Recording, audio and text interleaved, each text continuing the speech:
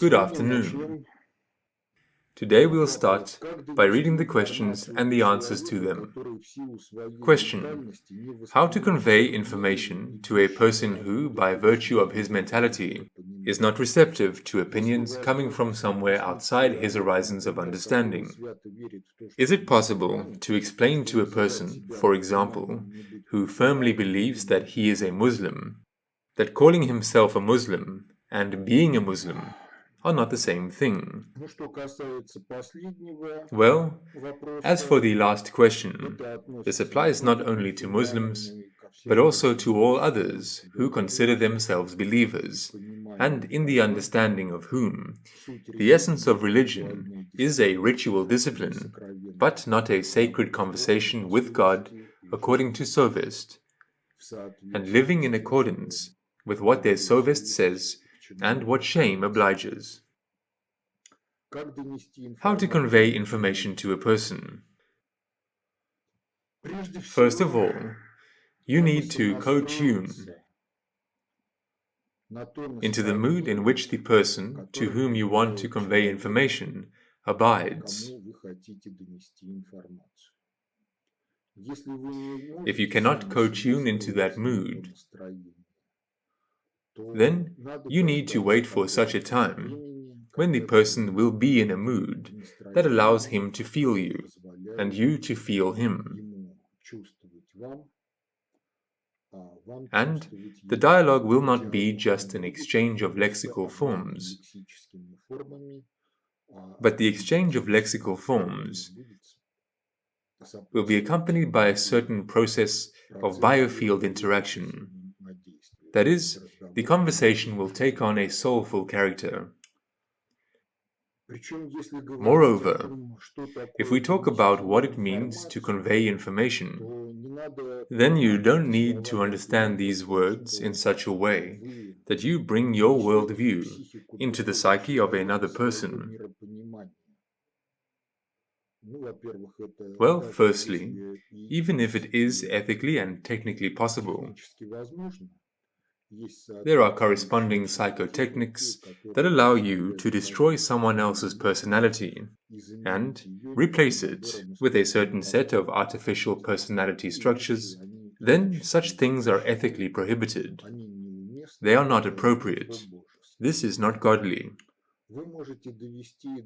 You can bring information to a person only in the mode of information to think about, but he must come to certain conclusions himself.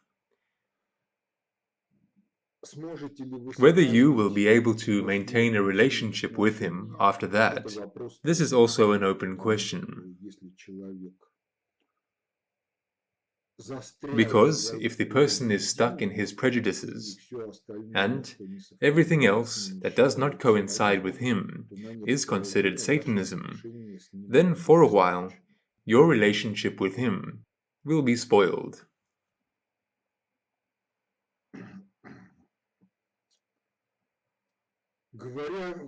Question: Saying that God speaks to a person in the language of life circumstances, are all life circumstances the language of God? Yes, they are. Only the whole set of life circumstances is his appeal to all of humanity. But what is addressed personally to you, you must understand it yourself.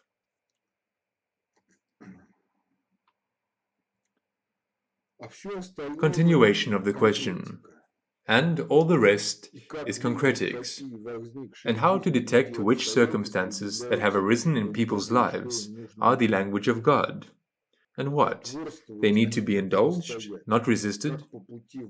How, on the way to the store across the road, can I interpret the fact that my leg hurts? Does this mean that this is the language of God, which this way tells me that I don't need to go across the road? Otherwise I may be hit by a car or something else, or that it is a certain evil providence that does not allow me to go, and forces me to make decisions not to go anywhere, so that everyone remains hungry, and I need to overcome this by an effort of will. Everything that concerns concretics, everyone has his own concretics. Your leg may hurt by virtue of some other reason, but not by virtue of the process of going to the store in order to buy something delicious or simply necessary things to eat.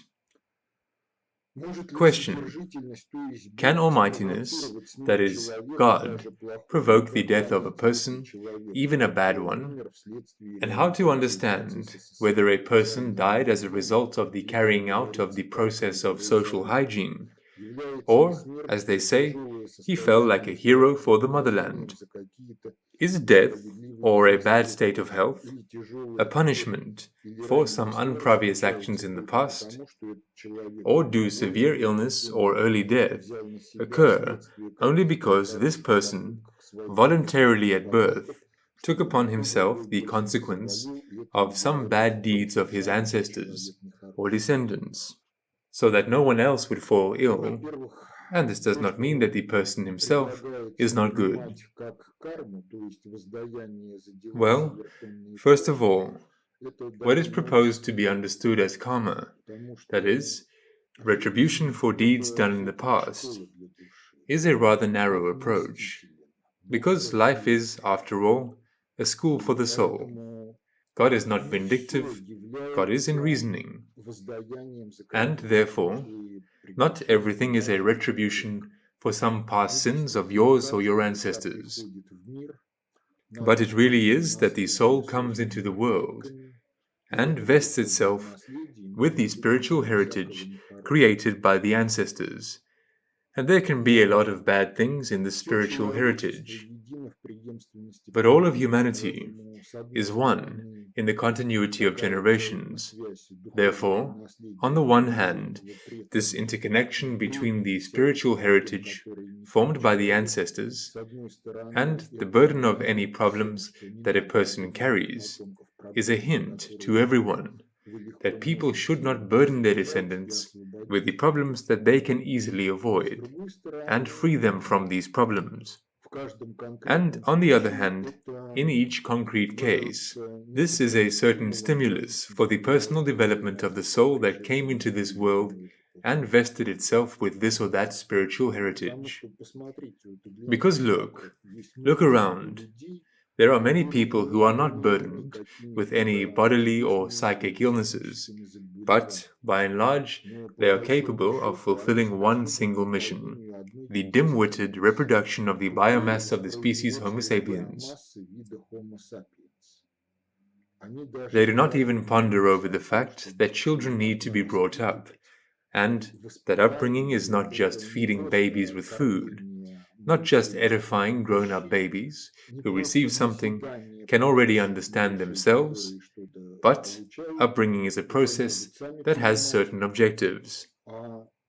Depending on what ideals are carried by parents and other upbringers are not aimed at achieving precisely these objectives, even if the parents don't understand this.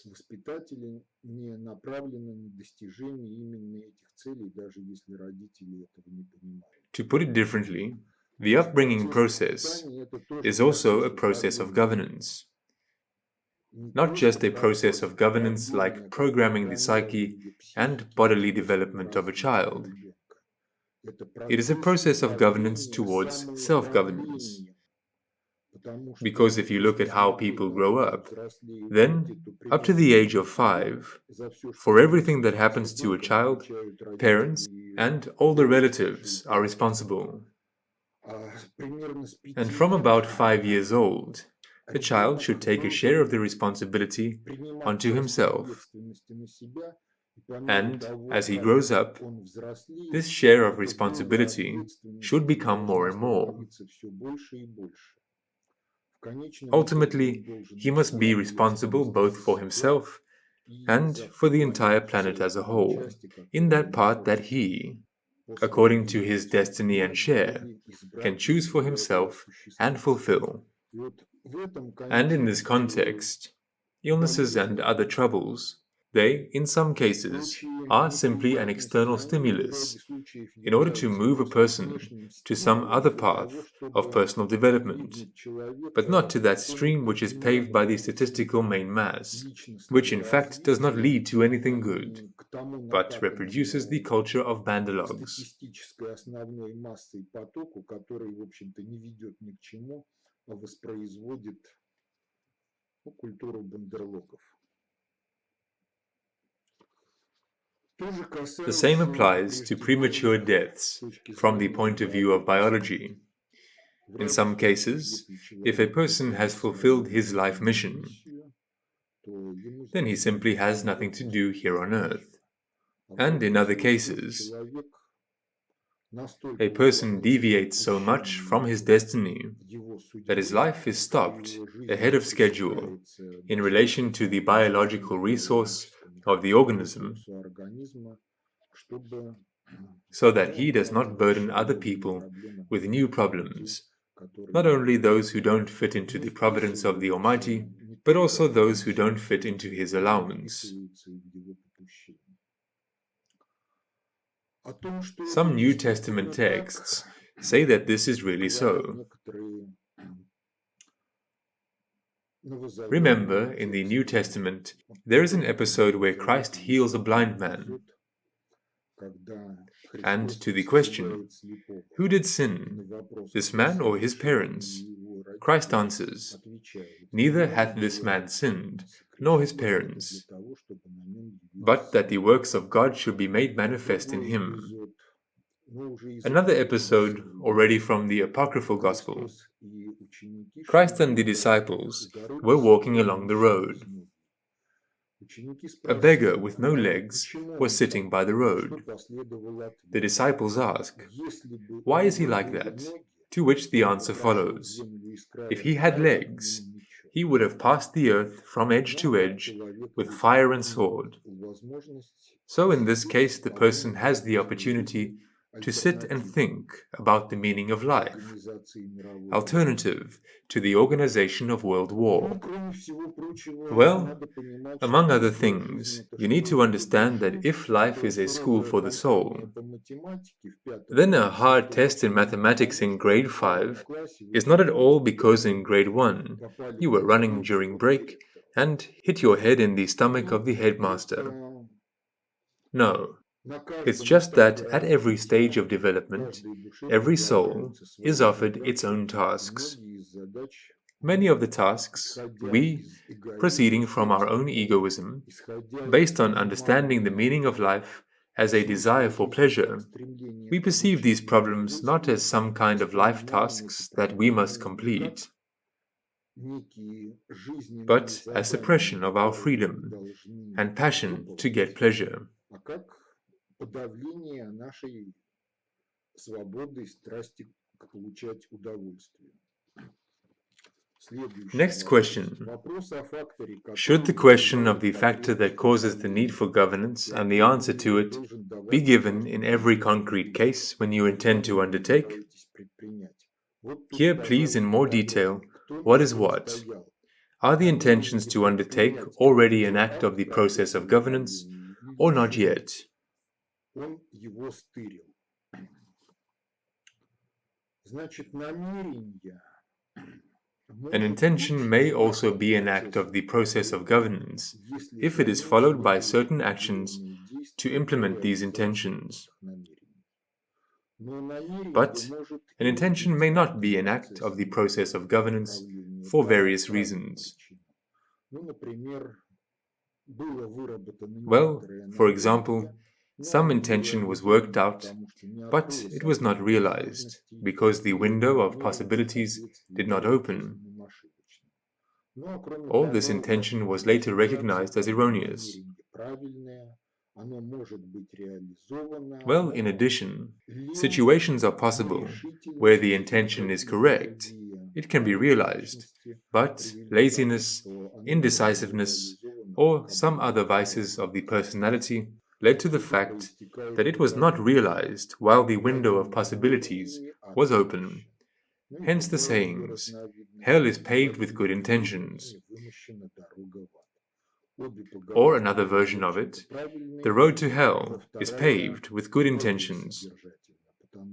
Both sayings in general are correct, but the second is more meaningful, because in a number of cases, unrealized good intentions open up possibilities for evil intentions to be realized, or for the social element as it is to generate a certain evil.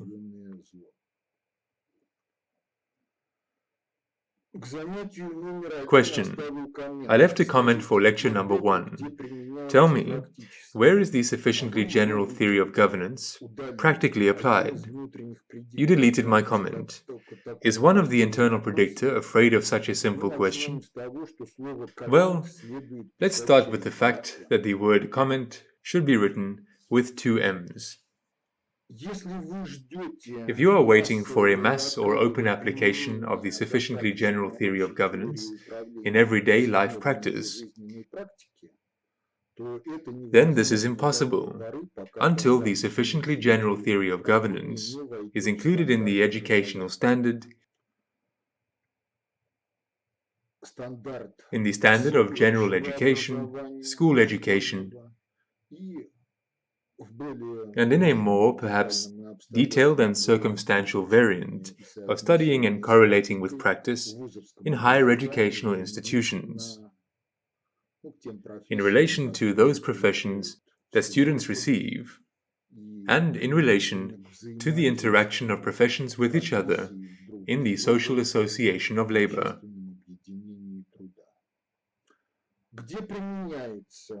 Where is it applied? In fact, you yourself should find where it's applied. But, practically, this book here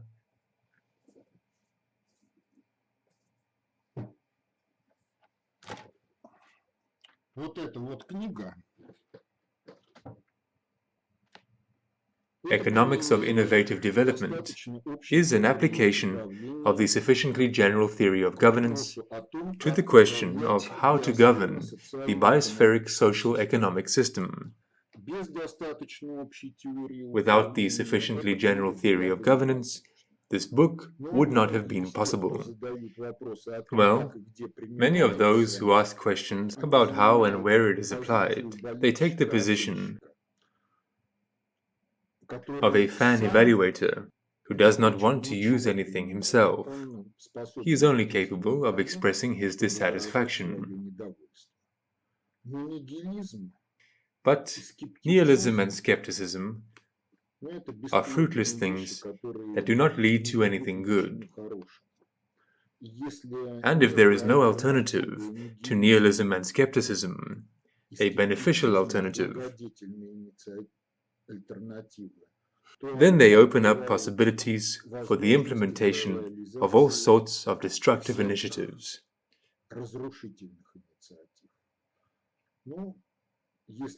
If we talk about the events of the centenary anniversary, which we will celebrate in 2 days,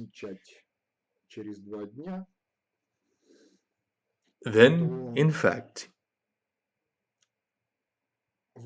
many did not accept the Tsarist power, the taken-shape system of governance that operated in the Russian Empire.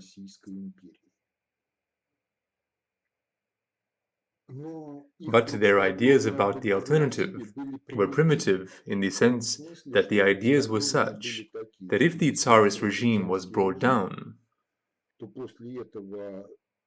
then, after that, all normal people would vote on some democratic procedures for decent people, and they would put things in order in the country that would suit everyone, and everything would be fine with everyone. This applies to all political forces that opposed Tsarism, liberals and moderate social democrats, and ultra-revolutionaries represented by Trotsky's associates and Lenin's associates.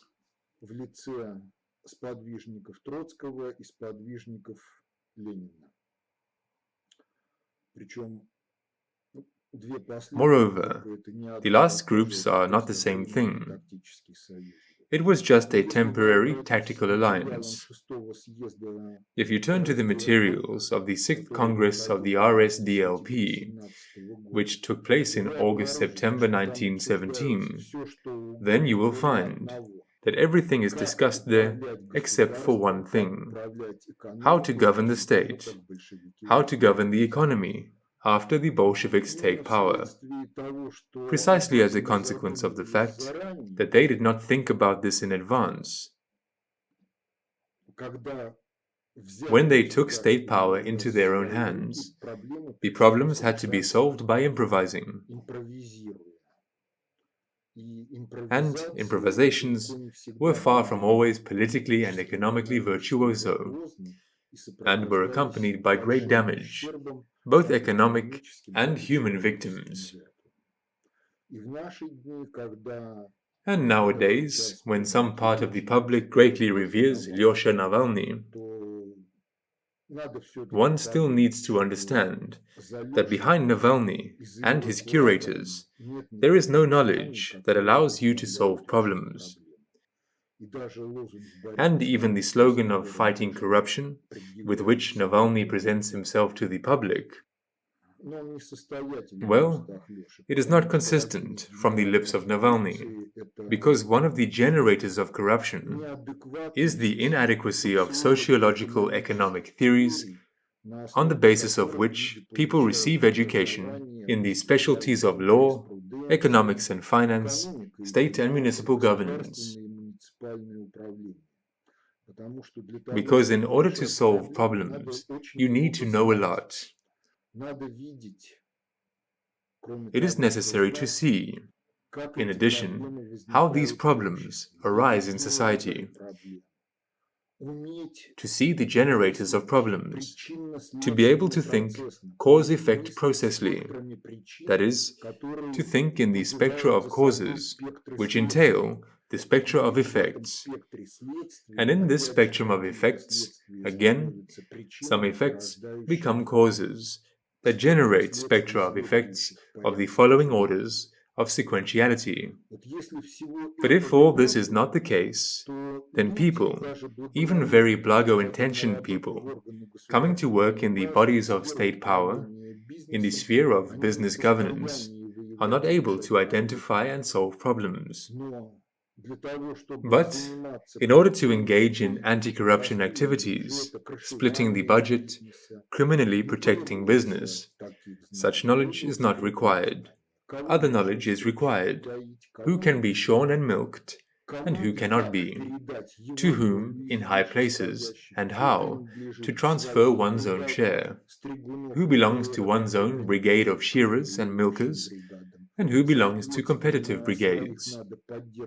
Accordingly, it is necessary to support and protect one's own people, and to set up and pull down the competitors. So, not possessing all this knowledge, Navalny, if he comes to power, he will generate, well, such corruption and its accompanying problems which no one dreamed of, now and in the 1990s too. Therefore, you should not delude yourself about the massive use of the sufficiently general theory of governance. Massive use of the sufficiently general theory of governance will be possible only after it enters the educational standards of general and higher professional education. And now everyone uses the sufficiently general theory of governance to the measure of his mastery of it, and the solution of his problems. At the same time, not everyone goes to the square, pounds themselves in the chest and shouts that they have achieved such and such successes thanks to the sufficiently general theory of governance.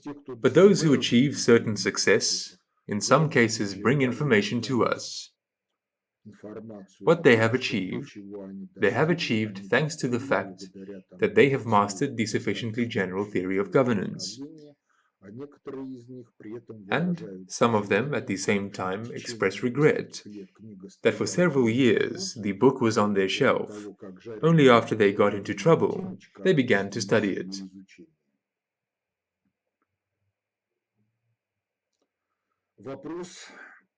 Question: why don't you mention in the conception of social safety the studies of the LAR, Laboratory for Alternative Research?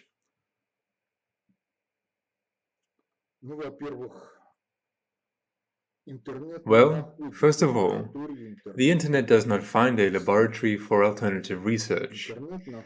The Internet finds an alternative history laboratory. Why don't we mention it? We have had claims against the official version of history for many years, even more than 2 decades. Даже уже более чем 2 десятилетий. Но вопрос, But the question of what the real history was, in our understanding, should be resolved in such a way that in the course of social development, people reach such a level of personal development that the memory of the noosphere opens up to them, and, accordingly, they learn what the real history was, who falsified it and how, and in what all of this was expressed. And in our understanding, the debate about what the real history was, it is not as constructive and productive as the answer to the question of what kind of future you want. Even if a modern person is presented with the true history, the one that was, this version of the true history will become one of many alternatives. And the cognitive creative culture of the majority is not currently such to see the truth and see the lies about the historical past. Therefore, from our point of view, this question is not so relevant as to focus on it. Next question. Can I sleep first and then finish listening to it? In fact, there is such a variant. Put the computer on, turn on the video, relax on the couch, close your eyes, and listen. This is also one of the ways of mastering the material, and in some cases, not the worst way, because all the rest of the sensorics is, in this case, disconnected from the thinking process, and does not interfere with the perception of spoken speech. This is one side of the question. The second side of the question may be related to the fact that drowsiness is conditioned by the fact that you are enclosed to the wrong egregors, and those egregors to which you are enclosed, for them, the sufficiently general theory of governance is alien information, from which they are trying to protect you by making you drowsy. If you are unable to overcome your drowsiness, then this is an indicator that you are not free and not in power over yourself. Question. Reading the books of the internal predictor of the USSR and watching the programs, it does not become clear why the global predictor behaves in such a way. Let me explain. If the global predictor knows about the existence of God, and moreover for a long time, from their very foundation, then why do they, knowing about the providence of God and his Dobrius relation towards all his creatures, go against God and humanity? Well, the short answer to this is simple, because the logic there is not human. There, the motivation for their behavior is also not human. In essence, because the global predictor is the periphery of Satanism on the planet. To make it clear, I'll read the Quran. We did determine you, then we gave you shape, then said to the angels, make submission to the children of Adam. So they all submitted, but Iblis did not. He would not be of those who submit. God said, what prevented you from submitting when I commanded you to submit? Iblis said, I am better than he. You created me from fire. You created him from clay. God said, get down from this haughty state, for it is not proper for you to behave so proudly here. So be gone. Surely you are of those who have agreed to remain in an abject position. Iblis, in impertinent defiance, said, grant me respite until the day when they are raised up again. God said, "Surely you are of those already given respite." Iblis said, "Now since you have adjudged me to be perverted and lost, I will assuredly lie in wait for them, the children of Adam, on the straight and exact path that leads to you. There will I come upon them from their front and from their backs and from their right and from their left, so that you will not find most of them grateful to you." God said, "Get out of this state, despised and driven away. Be sure, whosoever of these human beings follows you, I will certainly fill Gehenna with you all."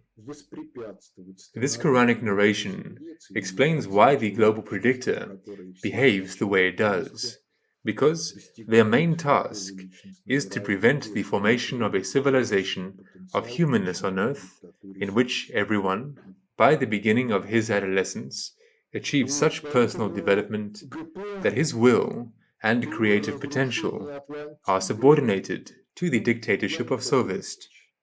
Therefore, the global predictor, the example of the destruction of Atlantis, well, for them it is a trifle.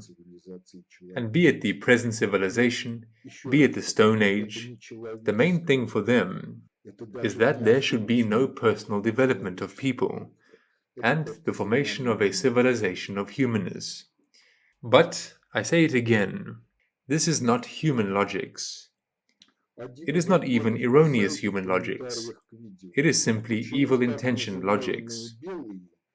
Question: one of the answers on the site in the comments to the video. And why do these so-called white and other immigrants still recall their various property in the territory of Russia and curse socialism?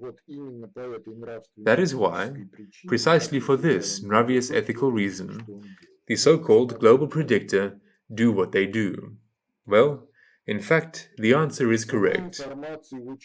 Question: the information itself is very necessary, but how you set it out, I can fall asleep. I'll have to delve into it myself. Well, guys, grown people, I said from the very beginning that you need to read the thick books, that the lectures do not replace your work on meaningful comprehension of life, on personal development. They can only help someone in something and help everyone in different ways. There was one more question related to the musical intro that precedes the lecture.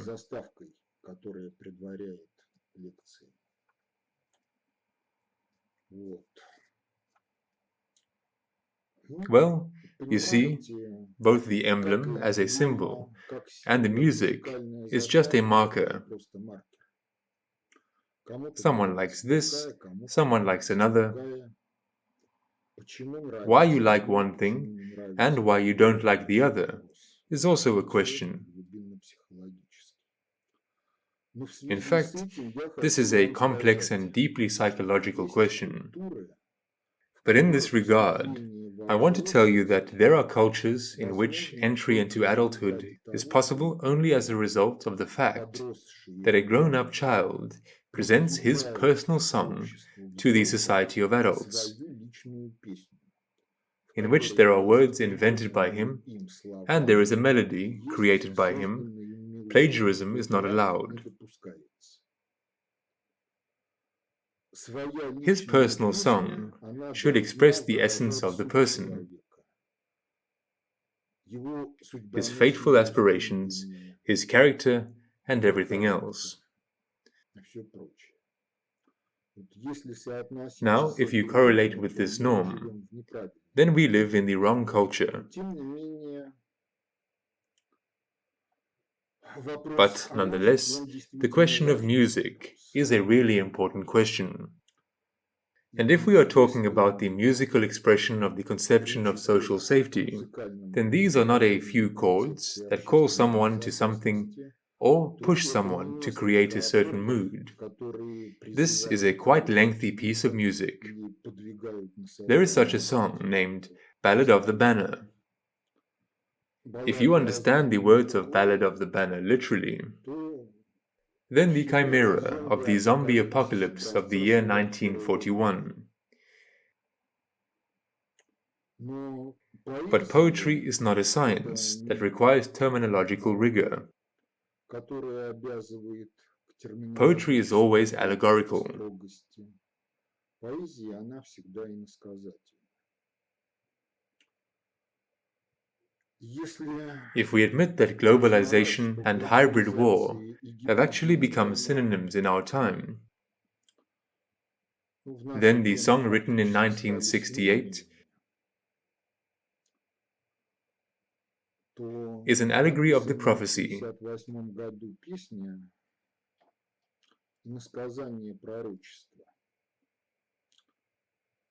The words from the song: a rifle regiment is in the country, defeated in a cold war. The banner is a symbol of the ideals of the Great October Revolution. Well, and to the comrades liberals, the bourgeoisie, a reminder that these ideals are ineradicable, they are immortal, victory will be ours.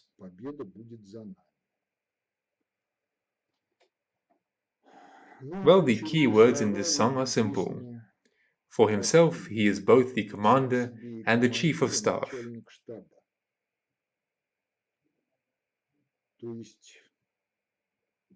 So the song is very deep.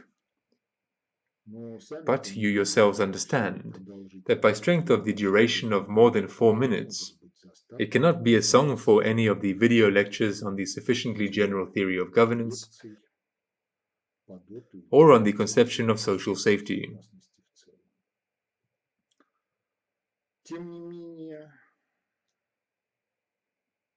Nonetheless, there are people who are deaf to this. And although the song was performed many times during the Soviet era, it was even a laureate at one of the festivals. Nevertheless, the bulk of the population of the country remained indifferent to what is sung in it, both in relation to the past and in relation to the future.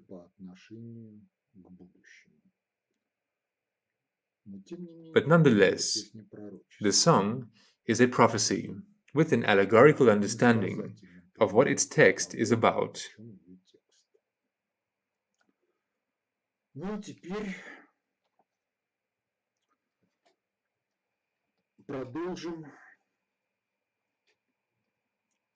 Well, now let's continue our study of the sufficiently general theory of governance. The last lecture was devoted to the vector of objectives. The errors that can be made when building it.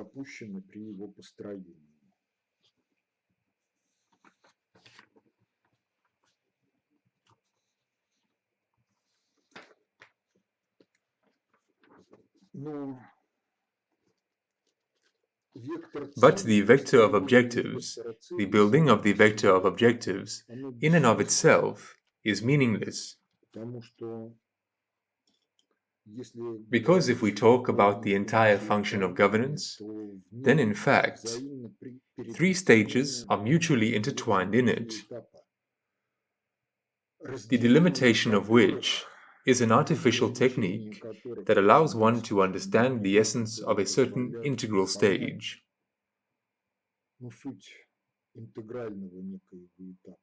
An integral stage is the formation of a conception of governance. What is a conception of governance? This picture here shows the correlation of vectors that structure information in the process of governance with each other.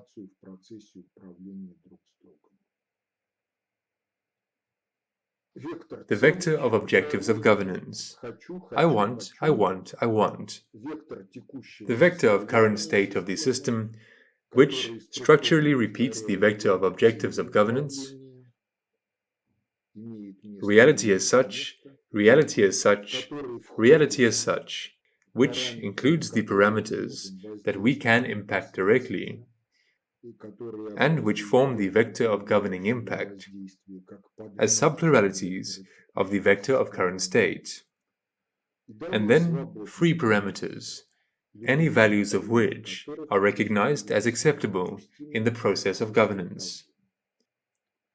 The difference between the vector of objectives of governance and the vector of current state form the vector of error of governance. If correlated with this formula, then the task of governance is to nullify the vector of error, and, equally, to achieve objectives. That is, the vector of current state, after some time, as a result of the process of governance, should take a value equal to the vector of objectives of governance. But there is one more question I have not answered. Is the sufficiently general theory of governance, written from the standpoint of the triunity of matter-information-measure, or is the sufficiently general theory of governance written from the standpoint of the I-centric set of ultimate generalizations, space, time as a receptacle of matter and spirit, or space and time as receptacles of matter in its various aggregate states?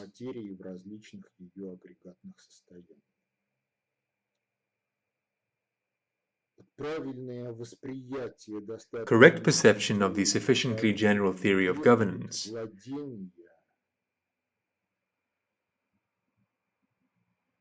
requires mastering of the system of the triunity of matter-information-measure, because the terms space and time are used in the sufficiently general theory of governance and in applications to the sufficiently general theory of governance, but they must be understood as derivatives of the triunity of matter-information-measure.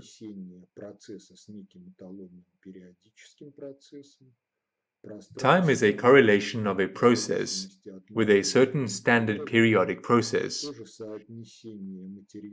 Space, depending on the macro and micro levels, is also a correlation of material objects. I repeat once again that vacuum, from the point of view of the sufficiently general theory of governance and the philosophy of the conception of social safety, is not emptiness, not nothing, but it is one of the aggregate states of matter. Therefore, space is perceived as an attribute of matter, which has its own specifics at the level of the macrocosm and microcosm. In both there should be their own standards of units of space. Well, then the question arises, what is the conception of governance? How is it related to the correlation of three vectors?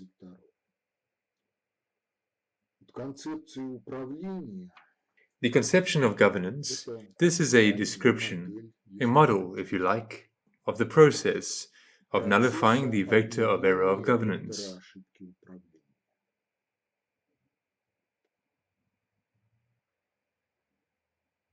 Well, on this, in fact, the whole abstractionism connected with the conception of governance ends. Because when it comes to the formation of a particular conception of governance, it is always concretics. The concretics of the subject domain to which the particular process of governance belongs, and the concretics of the interaction of this particular process of governance with the environment, and the completion of its achievement of objectives, which are some fragments in the encompassing processes that must be stable and must retain their attractiveness at the time of their achievement.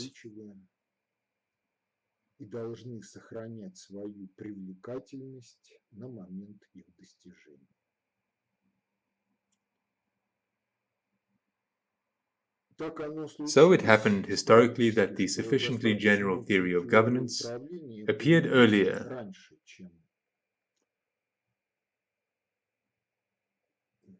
than the description of how the human psyche generates models of governance,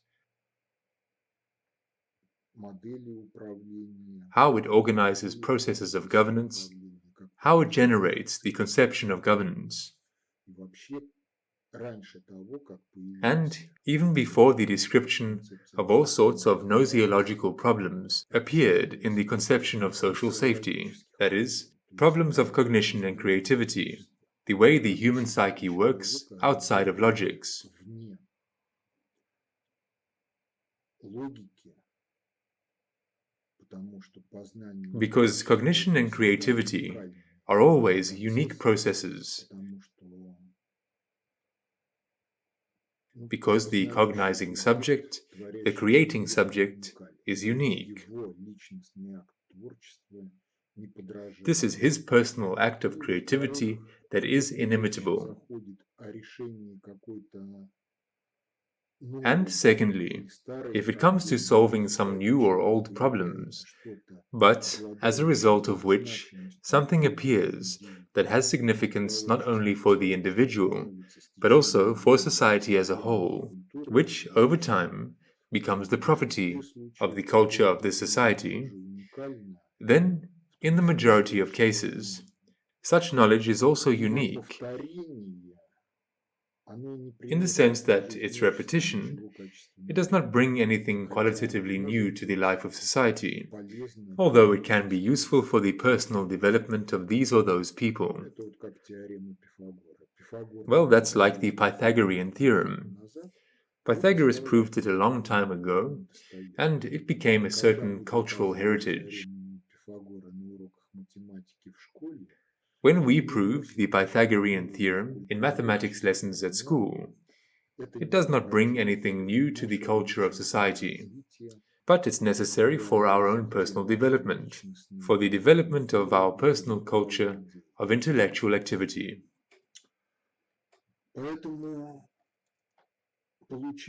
Therefore, it turns out that in the conception of social safety, the methodology of cognition and creativity, and the sufficiently general theory of governance are two sides of the same coin. Because if you are engaged in the mastery of the sufficiently general theory of governance, then, faced with the whole problematics of setting of objectives, solving the task of stability of the object of governance in terms of predictability of behavior, the formation of the conception of governance, then you must possess a certain cognitive creative culture. And, in this regard, the desire to understand what the entire function of governance is, and how it's implemented in the concretics of life, is an incentive for you to master your cognitive creative potential.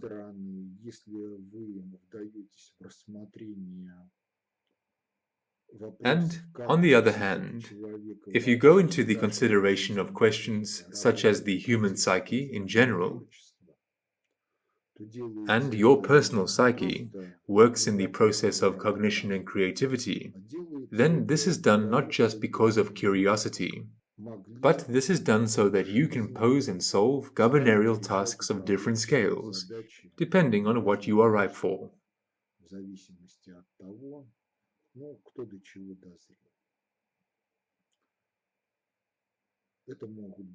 These may be tasks of the small-scale household level, or global tasks of general human significance, of general civilizational development.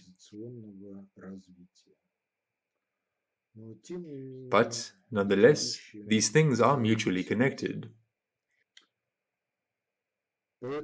Therefore, although in the sufficiently general theory of governance, upon presentation of the entire function of governance, of setting of objectives, the building of the conception and the solution of the task of stability in terms of predictability are presented as independent links, nevertheless, as I said, such a delimitation is artificial, and it is only necessary to understand what is done in the process of building a conception of governance. And these three questions, the building of the vector of objectives of governance, the integration of the newly set objectives into the general vector of objectives, the formation of the conception of governance, through the solution of the task of stability in terms of predictability of behavior of the object of governance. These are mutually interconnected tasks that are inextricably connected in the practice of life. Because you can set any objectives, but if you are not able to build a conception for their achievement, they will remain unrealized. If, building the conception for the achievement of an objective, you are not able to solve the task of stability in terms of predictability, then the conception will be simply graphomania. If you are solving the task of stability of the object of governance in terms of predictability, then solving this task opens up for you both the possibilities of setting of objectives and the possibilities of building conceptions. Moreover, I emphasize a plurality of conceptions to achieve your chosen objectives.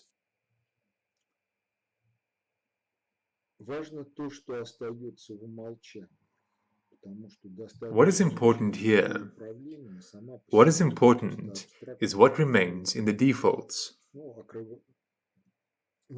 Because the sufficiently general theory of governance in itself, this is simply an abstraction that covers all governorial tasks that we, at the very least, have enough imagination to envision.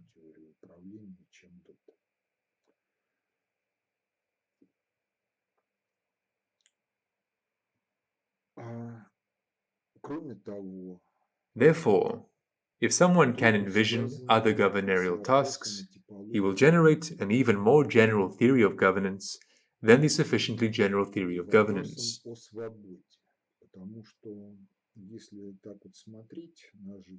In addition, the sufficiently general theory of governance is connected with the question of the typology of cultures and the question of freedom.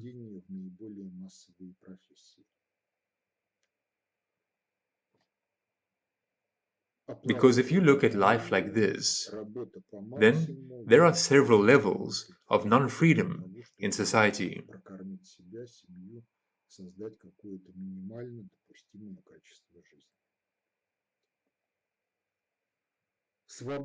The first is the minimum educational level sufficient to enter into the most popular mass professions.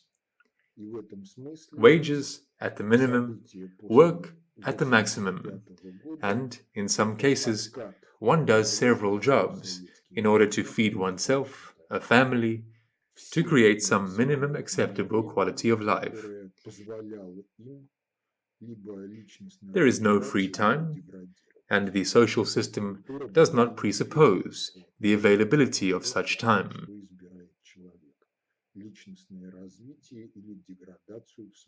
And in this sense, the events after 1985 are a rollback from what was in Soviet times, when, in fact, everyone had free time, which allowed them either to develop personally or to degrade. The culture was indifferent to the question of what a person chose, personal development or degradation in his free from obligatory work time. The second level of non-freedom is connected with prestigious professions. Prestigious professions in the past, throughout history, required an educational level higher than the level required to work in mass professions. The wages were higher, sometimes a few times higher.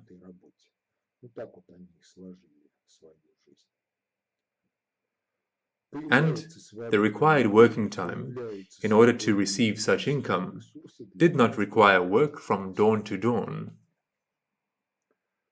Although, of course, in all branches of activity, there are fanatics who can work from dawn to dawn. Because, well, the meaning of their life is precisely in this work. This is how they arrange their lives.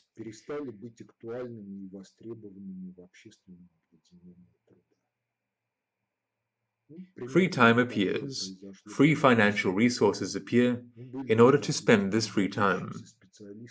When does non-freedom come? Non-freedom comes when, by strength of social development, the knowledge and professional skills that provided the previous status have ceased to be relevant and required in the social association of labor. Well, something like this happened in the 1950s. For example, say you were an outstanding specialist in the design of steam locomotives. But the moment came when everything, the era of steam locomotives, was over. Diesel locomotives and electric locomotives began to be mass-introduced. And if you could not quickly change your qualification in the design of locomotives of other principles, then your knowledge became worthless.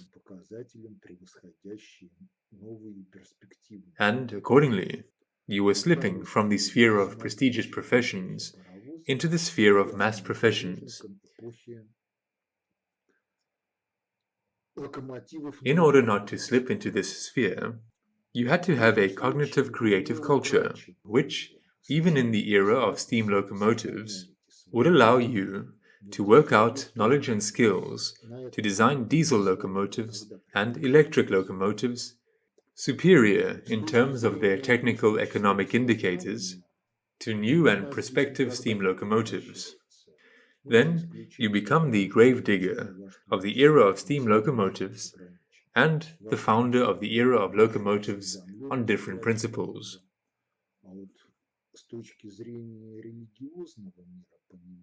In this case, you did not lose your social status, you preserved freedom. But here, the question also arises. At this level, when does freedom stop? From the point of view of atheistic consciousness, it never stops here. Well, except that your creative potential may be limited by something, your intellectual power, informedness of something, but from the point of view of a religious world understanding, your freedom is limited by the fact that while engaging in cognition and creativity, you should not violate certain obvious ethical principles. You should not create obstacles to the personal development of other people, and, even more so, not parasitize on the life of society and other people, on the life of nature.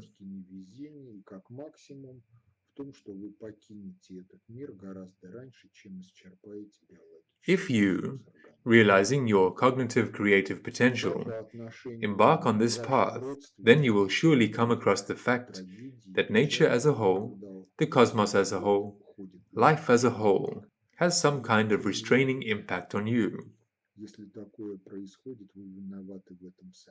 And this restraining impact can be expressed in deterioration of your health, statistics of accidents, statistics of bad luck, and, at the most, in the fact that you leave this world much earlier than you exhaust the biological resource of your organism.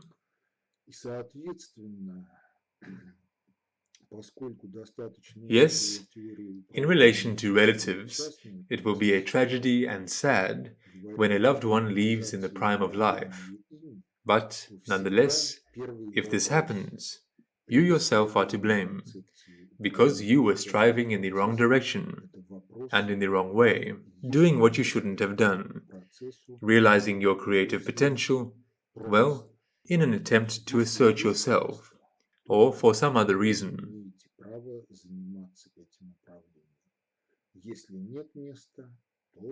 And, accordingly, since the sufficiently general theory of governance describes particular processes of governance, speaks about the organization of governance towards them, then the first question when building a conception of governance towards a particular process is always the question, is there a place for this process in the stream of providence? If there is a place, then yes, you have the right to engage in this governance.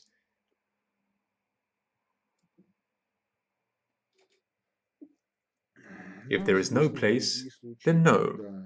You must stop your creative efforts and reorient yourself towards something else.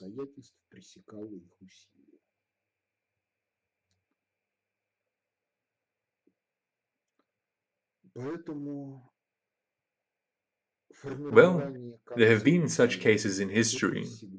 It is well known that in the past some scientists destroyed their written heritage, proceeding from the fact that they understood that, obviously ethically, humanity had not matured for the use of these results.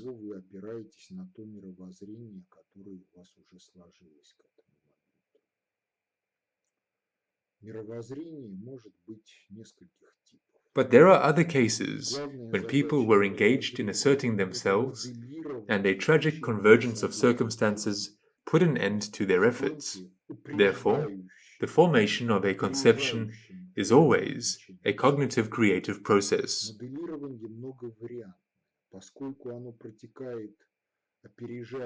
If we talk about what happens in the process of forming a conception, then, first of all, you rely on the worldview that has already taken shape in you by this moment. The worldview can be of several types. The main task of the worldview is to model the course of events in life at a pace that is preemptive, outpacing the real course of events.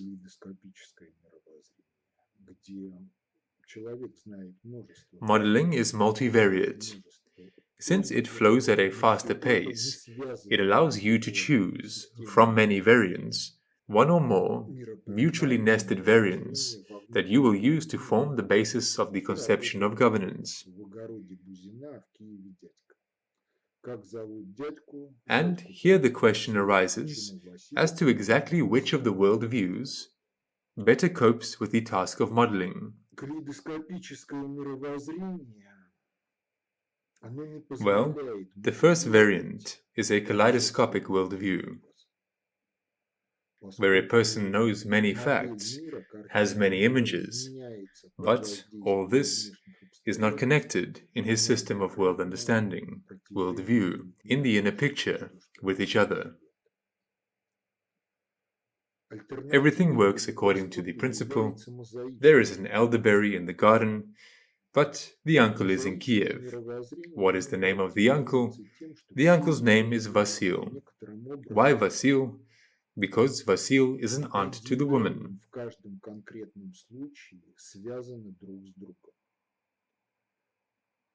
A kaleidoscopic worldview, it does not enable to model the processes properly, since the model of the world, the picture of the world, changes under the impact of external circumstances repeatedly in the course of a day, to say nothing of several years. An alternative to a kaleidoscope is a mosaic worldview. The mosaic worldview is characterized by the fact that all its elements, in a certain way, determined in each concrete case, are connected with each other. The mosaic worldview is necessary in order to think in a cause and effect relationship way. That is, to think in processes in which there are internal and external causes.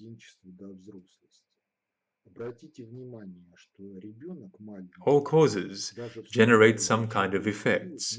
The spectrum of the effects generated by the causes of the first, in the order of the chronological or algorithmic order, generate effects of the first order, which in turn are causes for the effects of the second and more distant orders.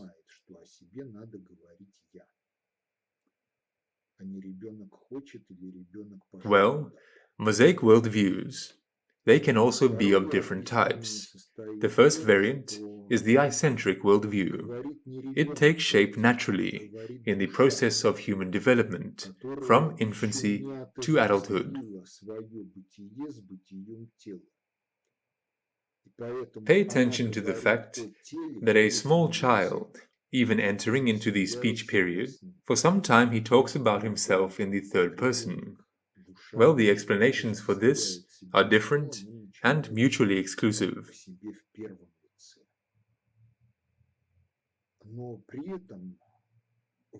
Some of the explanations are that the child is simply underdeveloped and does not speak the language properly, and does not understand that he needs to say I, but not the child wants, or the child has gone somewhere. The second explanation is that it's not the child who speaks as a body, but the soul speaks, which has not yet identified its being with the being of the body, and, therefore, it speaks of the body in the third person without identifying itself with it.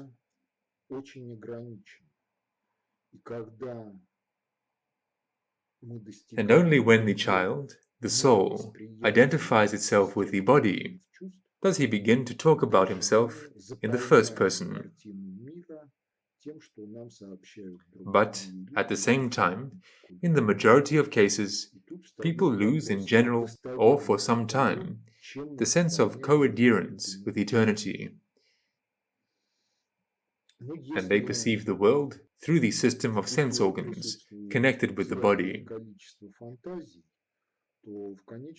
Well, since the body is localized in space and time, the I-centric picture of the world takes shape.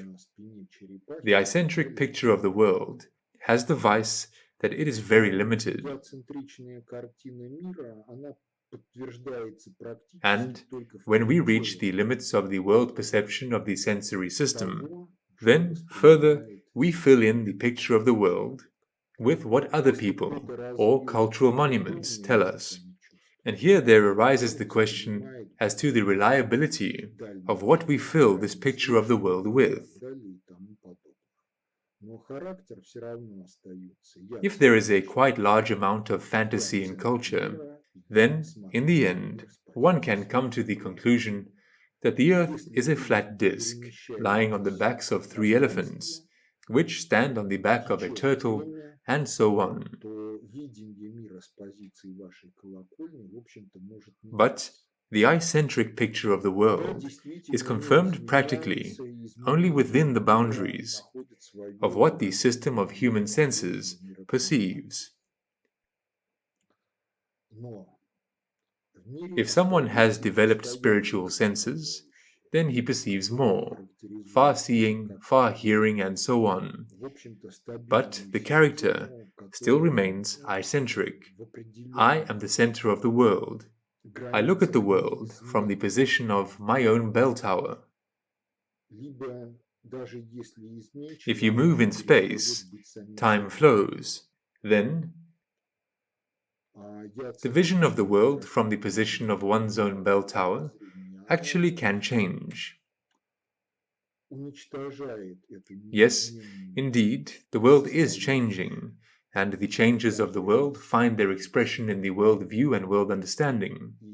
But there are permanent components in the world that characterize the world as a stable system, which, within certain boundaries, is unchanging.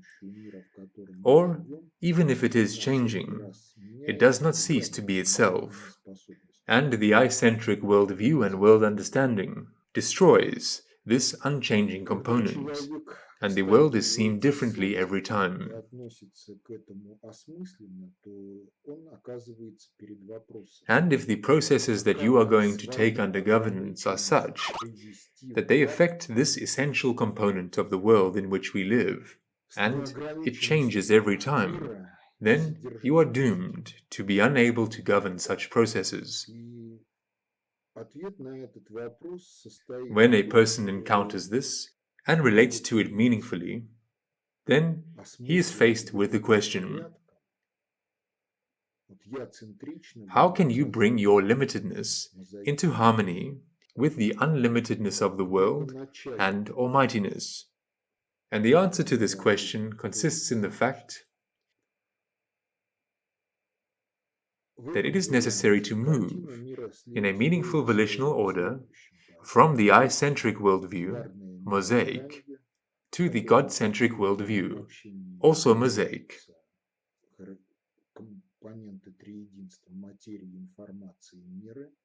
In this variant, the picture of the world is built in the following order: God, creation, in which the components of the triunity of matter, information, measure are the ultimate generalizations. And then, as you get more detailed, you come to yourself, beloved, and the problematics that you are dealing with due to these circumstances or due to the fact that you have meaningfully, consciously, by volitional order, chosen your share in providence, and you take upon yourself a certain share of successorship of God in life on earth.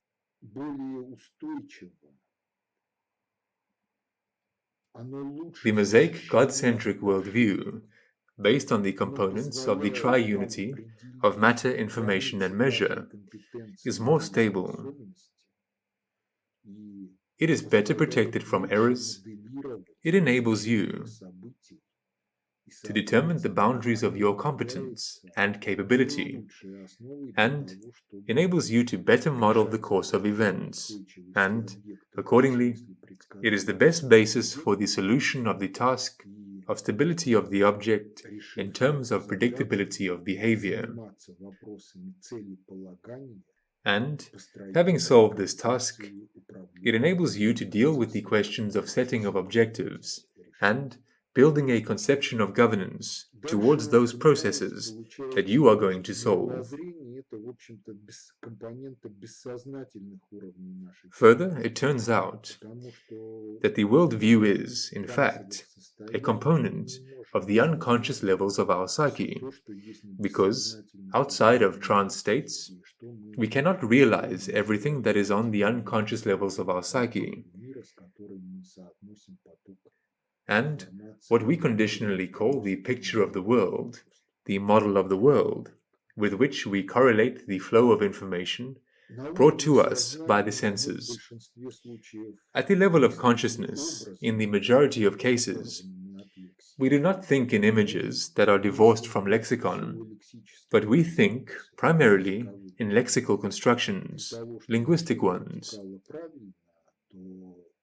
And, in order for everything to proceed correctly, we must correlate linguistic constructions with certain images, melodies, and a component of the worldview, which itself is free from the lexicon of a particular language created or supported by culture.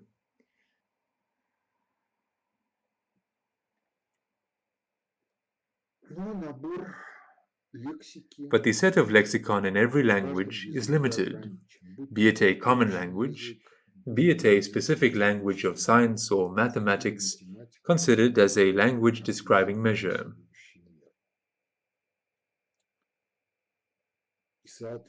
And, in accordance with the fact that lexicon is limited,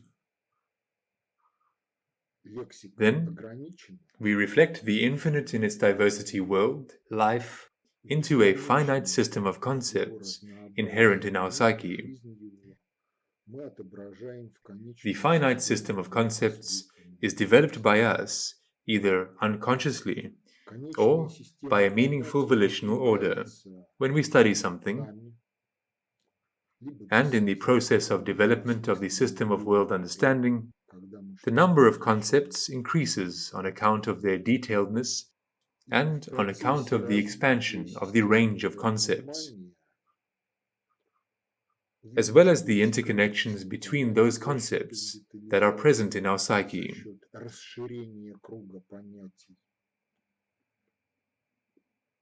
In essence, it is a process of detecting non-determinacies and their constructive resolution.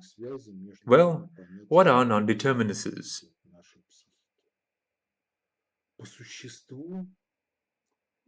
A non-determinus is a something that is marked with the question, what is this?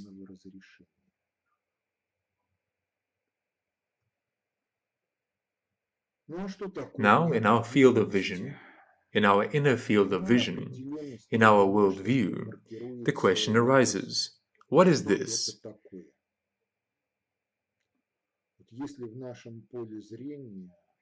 And this in most cases is new information. Then this is a direct result of the fact that this is given to us in distinction. Distinction is the provision of information to an individual, new information, at the pace of development of a situation.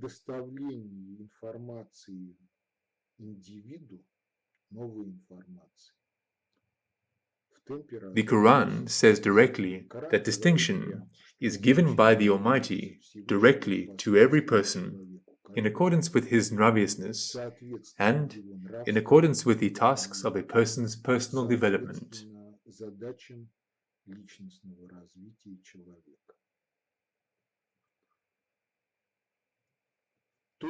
Only after this does intellectual activity begin,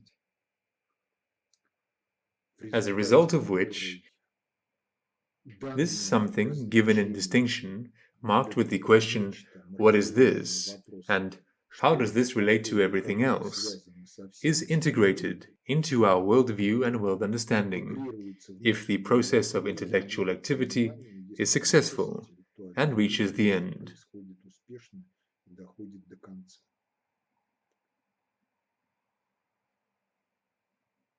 And here we find ourselves in very big culturological trouble.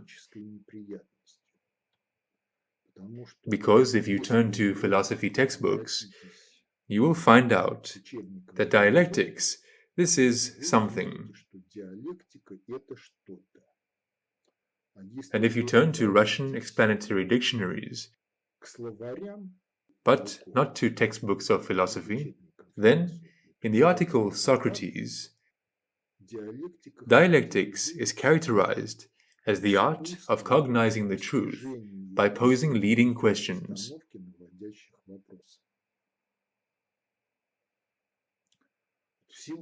By virtue of the fact that we think at the level of consciousness in most cases lexically, leading questions are expressed in lexicon. Dialectics is a natural, genetically programmed method of cognition and creativity of man in the world.